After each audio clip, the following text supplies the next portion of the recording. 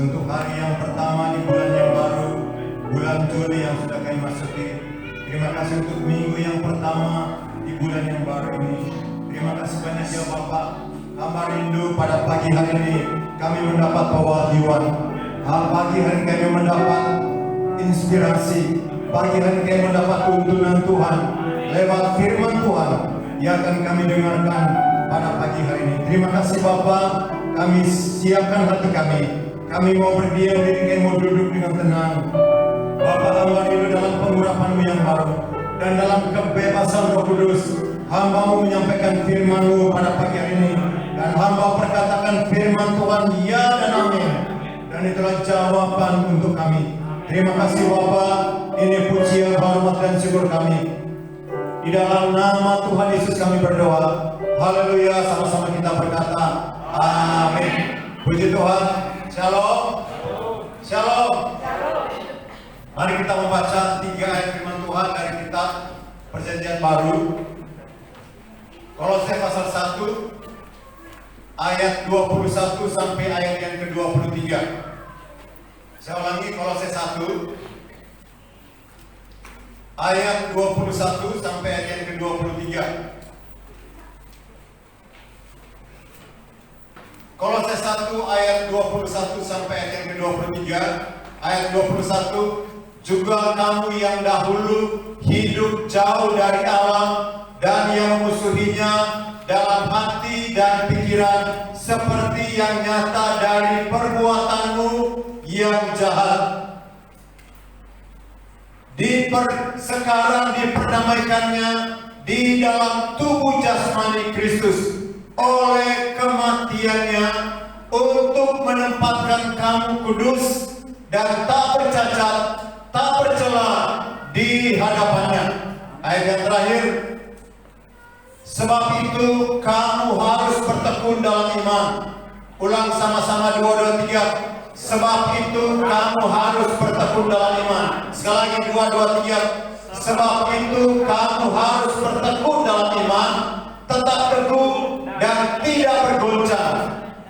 Dan jangan mau digeser dari pengharapan Injil yang telah kamu dengar dan yang telah diberitakan, yang telah dikabarkan di seluruh alam di bawah langit, dan yang aku ini Paulus menjadi pelayannya. Firman Tuhan pada pagi hari ini temanya ialah dari ayat yang ke-23. Sebab itu kamu harus bertekun dalam iman. Kamu harus bertekun dalam iman. Saudara dikasih Tuhan, dikatakan sebab itu. Sebab apa? Mengapa kita harus bertekun dalam iman? Kamu harus bertekun dalam iman, tetap teguh dan tidak bergoncang. Wow. Pesan kepada jemaat di Kolose, saya percaya juga menjadi pesan Tuhan untuk kita, untuk jemaat pada pagi hari ini, supaya kita harus bertekun dalam iman. Tidak ada pilihan yang lain. Firman Allah kata, kamu harus bertekun dalam iman. Kenapa kita harus bertekun dalam iman? Saudaraku, ayat sebelumnya memberikan alasan. Dikatakan demikian, ayat yang ke-21, bahwa hidup kita telah diubahkan. Dikatakan demikian ayat 21, juga kamu yang dahulu hidup jauh dari Allah. Dulu kita jauh dengan Tuhan. Dulu kita memusuhinya, kita musuhnya Allah. Dari perbuatan kita yang jahat, nampak siapa kita sesungguhnya. Itulah keadaan kita yang dulu. Dulu kita musuhnya Allah. Dulu dikatakan kita hidup jauh dari Allah. Dulu kita melakukan yang jahat. Itu dulu. Apakah masih sama dengan sekarang? Tidak. Perhatikan baik-baik. Juga kamu yang dahulu hidup jauh dari Allah. Itulah keadaan kita yang dulu. Jauh dari Allah. Kita musuhnya Allah. Kita melakukan hal yang jahat. Dulu. Apakah masih sama? Tentu tidak. Dikatakan ayat berikutnya. Demikian ayat berikutnya, ayat yang ke-22 dikatakan demikian. Demikian firman Tuhan ayat yang ke-22. Sekarang, katakan sama-sama sekarang. Sekarang berbeda. Sekarang dulu kita musuh. Sekarang kita sudah berdamai dengannya. Kita sudah berdamai dengan Allah melalui Yesus Kristus.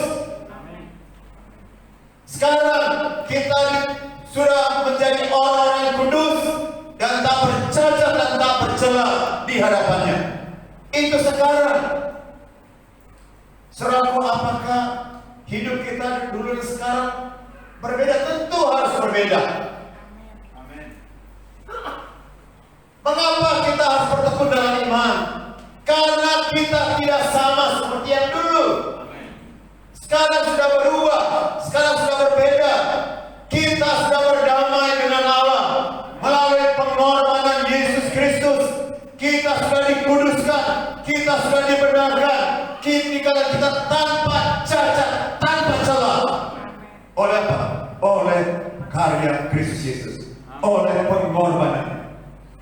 Dan setiap minggu pertama kita melaksanakan perjamuan kudus, kita harus perhatikan. Yang pertama, kita ingat akan pengorbanan. Yesus mati untuk kita. Yesus berkorban untuk kita. Yang kedua, setiap kali kita yang perjamuan kudus, itu berarti kita menjadi satu dengan Dia. Menjadi satu dengan Kristus.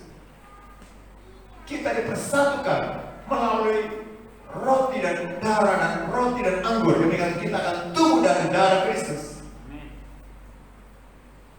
Saudara, ketika setiap kali kita menerima roti dan anggur, kita ingat pengorbanannya. Dan setiap kali kita menerima roti dan anggur, itu artinya kita menyatu, bersatu dengan Kristus, menyatu dengan Dia, dan kita menjadi satu di dalam Dia. Dan setiap kali kita menerima roti dan anggur, juga mengingatkan kita bahwa yang ketiga, Dia akan datang kembali. Amin. Tuhan Yesus berpesan, firman Tuhan berkata, lakukan ini berulang-ulang. Sampai kapan? Sampai aku datang kembali. Jadi setiap kali kita menerima roti dan anggur, setiap kali kita menerima perjamuan kudus, itu mengingatkan kita bahwa Yesus akan datang kembali. Saudara yang dikasihi oleh Tuhan, firman Tuhan katakan kita sudah berbeda dengan dulu dan sekarang. Sekarang sudah diperdamaikannya di dalam tubuh jasmani Kristus. Kita bukan lagi musuh Allah. Kita bukan lagi jauh dengan Dia. Kita bukan lagi orang yang melakukan hal yang jahat. Tentu berbeda. Harus ada perbedaan. Dulu kita tidak suka yang baik. Sekarang kita suka melakukan yang baik. Dulu kita orang yang egois, mementingkan diri sendiri. Sekarang kita menjadi orang yang suka berbagi dengan orang lain. Dulu kita terus mengharapkan supaya diperhatikan. Sekarang kita menjadi orang yang suka memperhatikan orang lain. Amin. Itulah tanda bahwa kita sudah menjadi orang yang diperbaharui. Dulu tidak suka mengampuni. Dulu tidak suka berdamai. Sekarang kita jadi orang yang suka berdamai, suka mengampuni. Itu sekarang. Coba Bapak Ibu Saudara yang hadir di tempat ini, sebaliknya dulu baca kiri kanan. Ya. Katakan dari wajahmu kelihatan engkau berbeda sekali. Dari wajahmu kelihatan engkau orang yang suka damai. Engkau orang yang murah hati.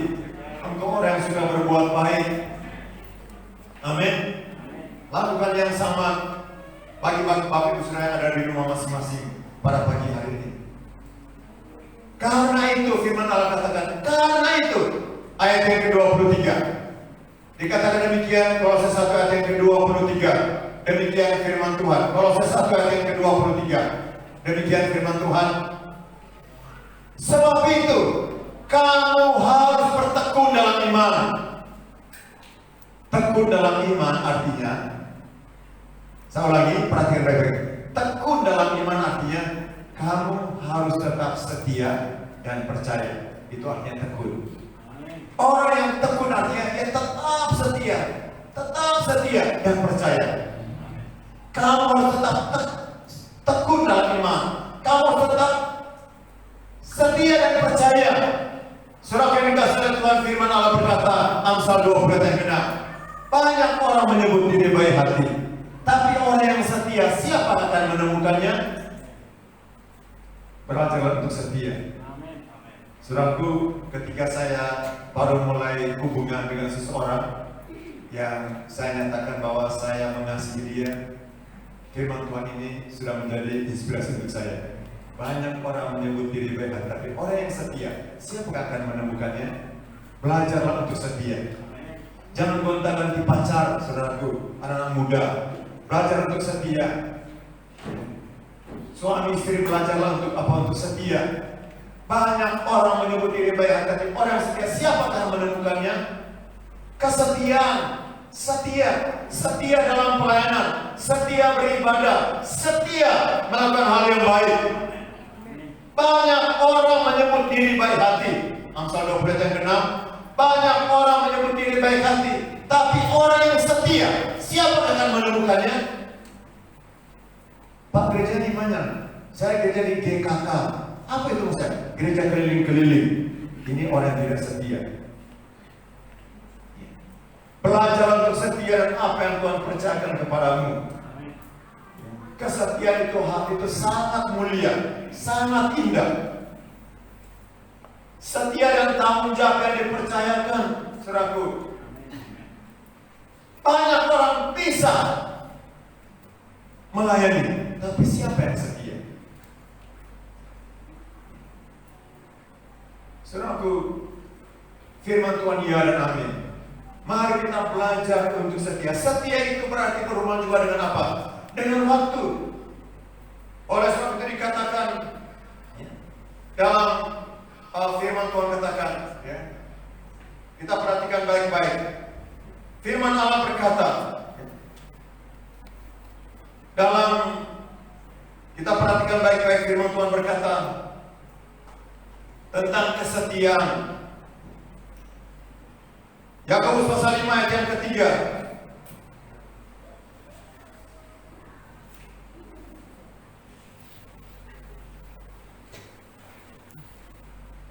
Ujian terhadap imanmu menimbulkan apa? Ketekunan. Orang yang setia, orang yang harus melewati masa namanya ujian. Ujian itu tentu satu proses, ada tahapan. Ujian terhadap imanmu, kita harus tekun dalam iman, tapi ternyata menjadi iman harus melewati satu proses namanya, yaitu ujian. Ujian terhadap imanmu menimbulkan ketekunan, dan ketekunan dikatakan juga. Kita perhatikan dalam kitab Roma pasal 5 ayat yang ketiga.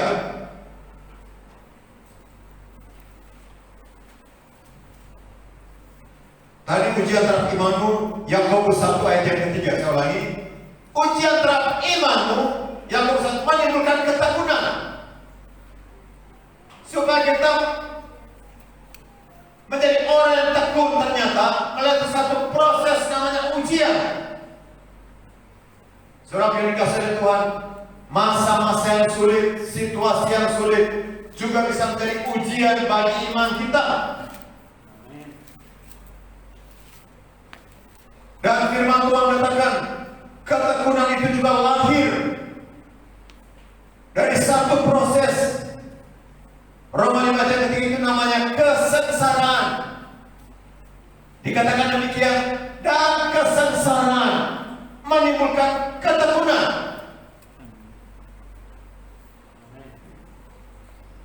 Ada orang yang satu proses, dia harus berdoa, menanti sampai tiba waktunya dia menerima jawaban itu. Firman Tuhan katakan, dalam kitab Lukas pasal 18. Apakah Tuhan akan mengulur waktu untuk menjawab orang yang siang malam berdoa kepada Tuhan? Tapi apakah Tuhan mendapati ada iman di bumi ketika mereka sedang menanti-nanti?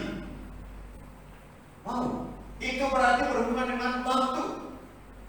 Jemaat yang dikasihi oleh Tuhan, dikatakan demikian, kesengsaraan menimbulkan ketekunan. Dan dikatakan yang berikut, orang yang tekun. Dikatakan Yakobus pasal 5 ayat yang pertama, Yakobus pasal 5, dikatakan berbahagialah. Jadi sekarang, saya ulangi, kitab Yakobus berkata, berbahagialah orang yang bertekun, dan kami menyebut mereka berbahagia, yaitu mereka yang bertekun. Saya ulangi, kami menyebut mereka berbahagia, yaitu mereka yang bertekun. Yakobus pasal 5 ayat.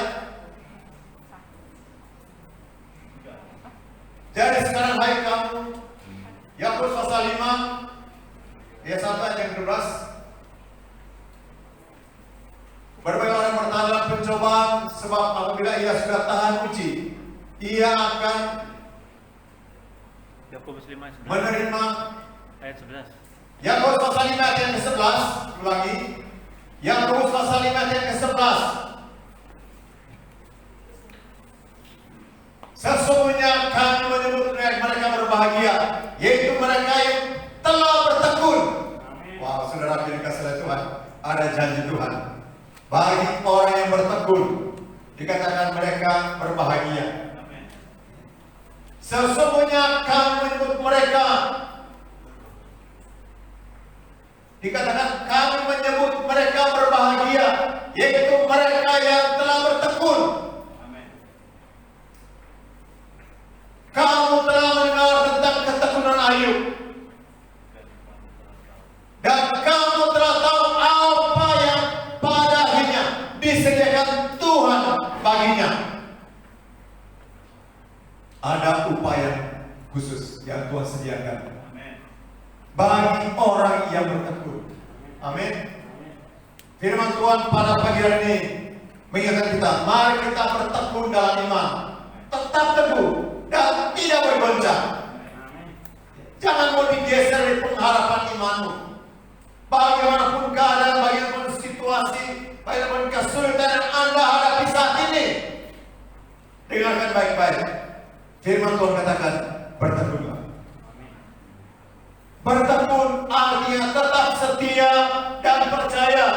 Bertekun dalam artinya tetaplah setia kepada Tuhan, tetaplah percaya kepadanya. Bertekun dalam iman.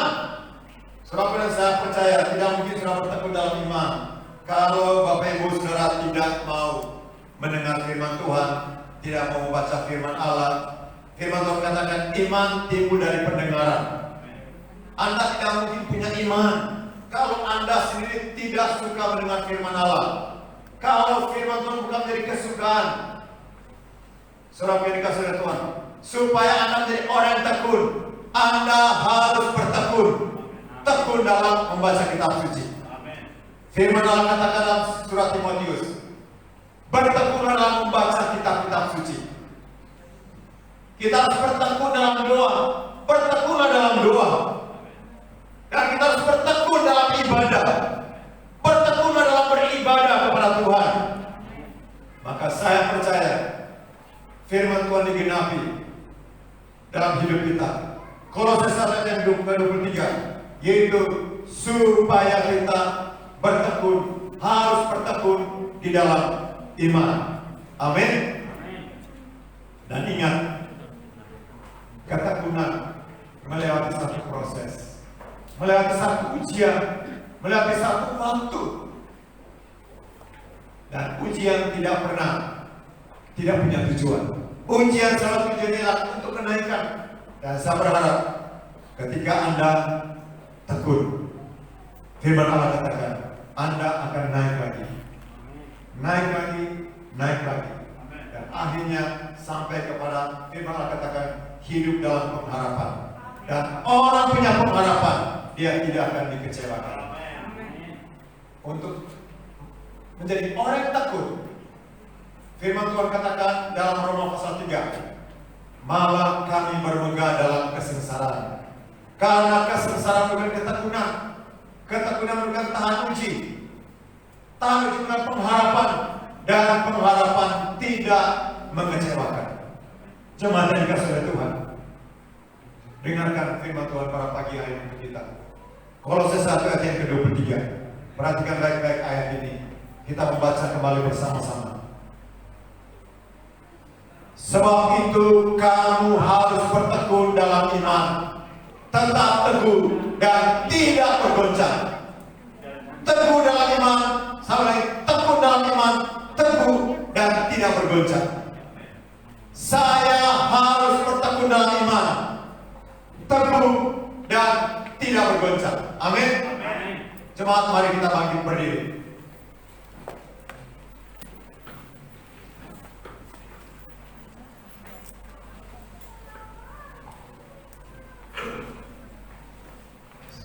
Mari jemaat yang dikasihi oleh Tuhan, kita perkatakan ayat ini. Saya harus bertekun dalam iman. Ulang sama-sama 2, 2, 3. Saya harus bertekun dalam iman, Tetap teguh dan tidak bergoncang. Mari angkat kedua tanganmu di hadapan Tuhan. Jemaat yang dikasihi oleh Tuhan, kamu harus bertekun dalam iman. Tetap teguh dan jangan bergoncang. Jangan lepaskan imanmu. Jangan lepaskan kepercayaanmu. Tekun dalam iman artinya tetap setia dan percaya. Bagaimanapun keadaanmu saat ini, percayalah kepada Tuhan. Percayalah akan janjinya. Percayalah akan keajaiban Tuhan. Percayalah pertolongan datang dari Tuhan. Jangan lepaskan imanmu. Jangan lepaskan kepercayaanmu, kata firman Tuhan. Bertekunlah dalam membaca kitab suci. Bertekunlah dalam imanmu.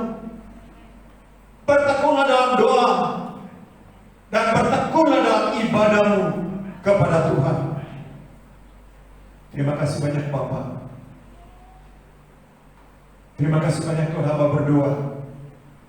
Dialah hari ini kami memperbaharui lagi komitmen kami di hadapan Tuhan. Bahwa kami mau bertekun dalam iman, tetap teguh dan tidak bergoncang. Tekun dalam iman, tetap teguh dan jangan bergoncang. Jangan ragu, jangan bimbang, teguh dalam iman. Terima kasih banyak Bapak. Ini doa hamba untuk umat, untuk jemaatmu pada pagi hari ini. Kami mau tetap setia. Haleluya, Tuhan Yesus adalah doa pahala. Jemaat yang dikasihi oleh Tuhan, ingatlah semua pesan firman Tuhan untukmu pada pagi hari ini. Ini doa hambamu ya Tuhan. Hamba berdoa menyerahkan umatmu kepadamu ya Tuhan. Biarlah ketekunan mereka menimbulkan kesetiaan, menimbulkan tahan uji, dan tahan uji dengan pengharapan. Pengharapan tidak mengecewakan. Bapak Ibu Saudara yang dikasihi Tuhan, engkau tidak akan dikecewakan ketika engkau tetap teguh Tetap setia dan percaya kepada Tuhan. Terima kasih Bapak. Ini doa hamba. Dalam nama Tuhan Yesus kami berdoa. Haleluya. Sama-sama kita berkata,